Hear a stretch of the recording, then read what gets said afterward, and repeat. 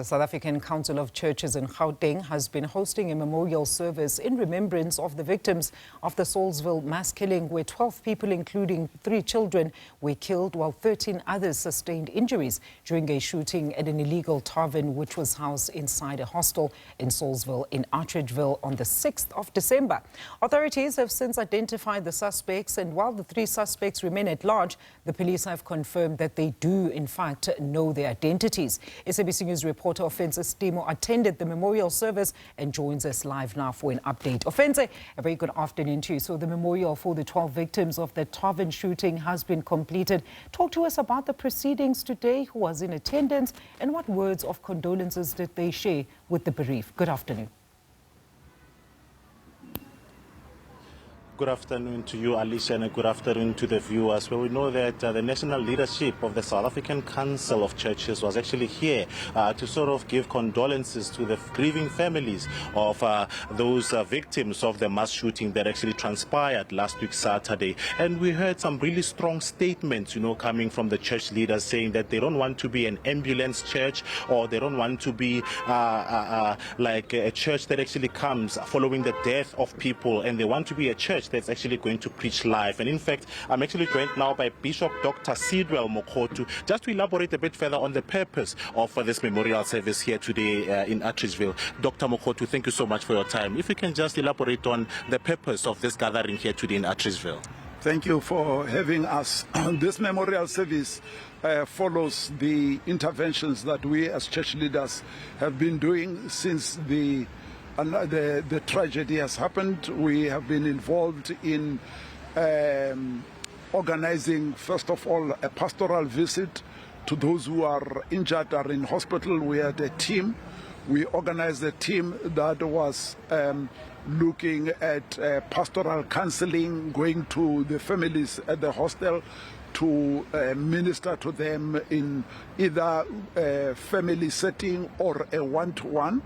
We also organized through our partners, Mahlasedi, food parcels to the family. We also organized transport. There are families that have already left, and those that were going to KZN, we organized transport, not for the bodies, but for the family that was going there. And we thought it is beyond that. We need to organize a memorial service, a service, first of all, to remember and celebrate and honor the lives of the departed.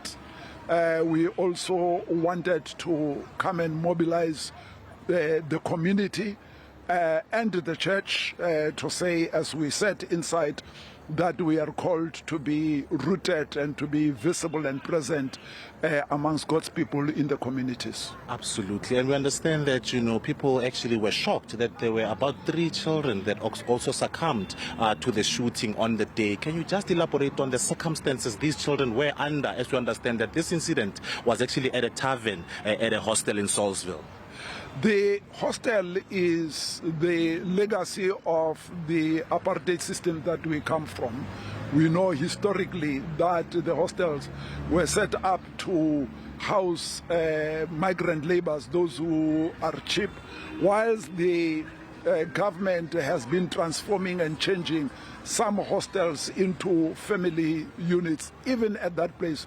Whilst it is alleged that is a tavern, it is also a homestead. So these children were not children who were taken by parents, as we understand it, into a shebeen or a tavern, but they live there. That is their home. So this illegal business that is reported to be so was happening at their home. And so when the shooting came, those who came just mowed down anybody and everybody that they found in that congested space. Yes, and I heard you say, especially in the backdrop of the Madlanga Commission, say that police need to get their act together, as poor people are suffering while the police resources are being wasted, while police are actually just targeting each other.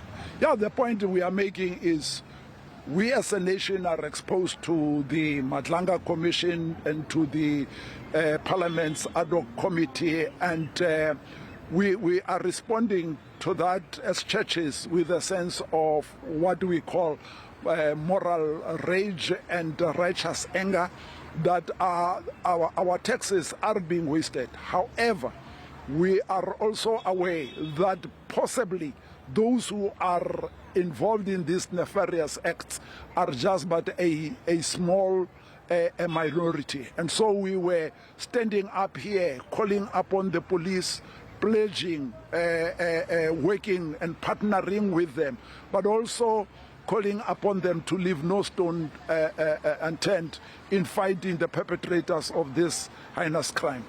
Absolutely. Well, I'll have to leave it there. Thank you so much for your time. That's Bishop Dr. Sidwell Mokotu actually saying that, the police need to get their act in order to avoid a repeat of situations like this. As he was mentioning that police resources, especially on the side of intelligence, are actually not working, or they are laying idle while police are actually fighting each other. And he was actually saying that there is some support that they've afforded to the families as they've provided transportation, especially for the families to start arranging the funerals, as we know that some of the people are actually from the Eastern Cape, KwaZulu-Natal, and even in Limpopo. Hence, they were actually labeling this tragedy as a national tragedy, as it actually hit different parts of the country. And with that, is back to you, Alicia.